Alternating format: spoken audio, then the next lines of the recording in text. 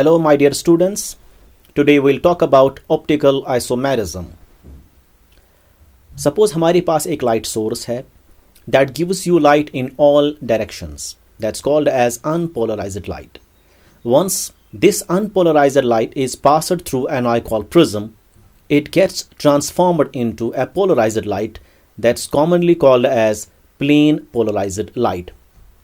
So, unpolarized light is a light that's vibrating in all directions or all planes, while as a polarized light is a light that's vibrating in only one plane or single plane. This indicates that Nicol prism has the tendency to transform unpolarized into polarized light, meaning that it absorbs all radiations vibrating in different planes, leaving behind only a radiation which vibrates on a single plane. This light is known as a plane polarized light. Once such a light is passed through a sample or a molecule which are optically active, they can rotate this PPL to the right, thereby giving rise to a dextro-rotatory isomer designated by D or plus. Similarly, if the sample has the tendency to rotate that PPL to the left, then we got an isomer that's called as levorotatory or levoisomer, denoted by L or minus.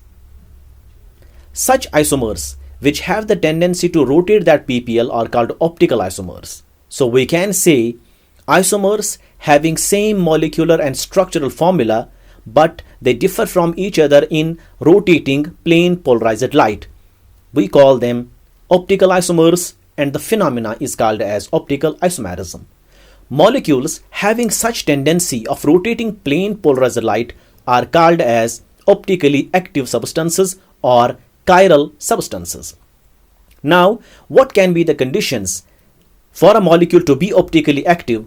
We have number one, molecules must contain an asymmetric center or chiral center.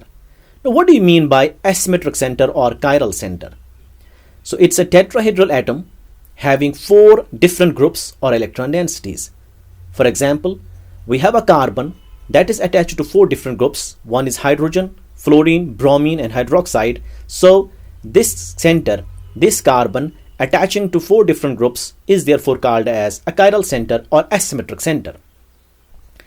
This will be either D or L, and its mirror image, the other molecule, its mirror image will be the other isomer. For example, if this is the isomer which is D, then its mirror image will be L.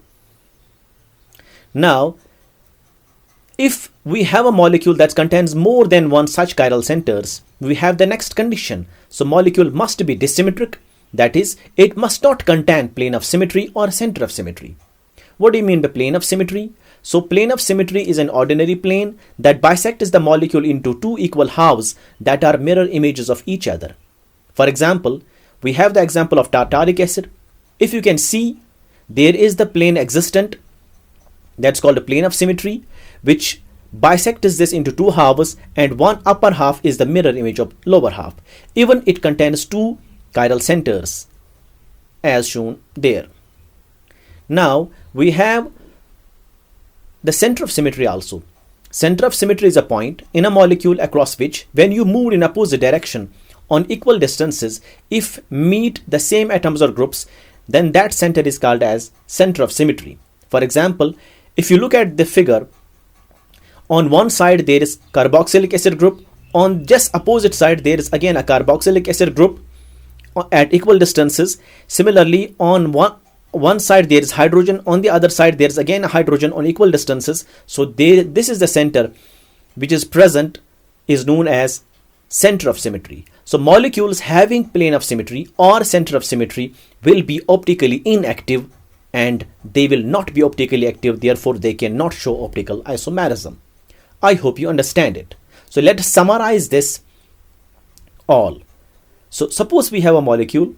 If that molecule is optically active or chiral, then it is said to show optical activity or chirality or we can simply say that it shows optical isomerism. Now, when a molecule will be optically active or chiral, there are two conditions.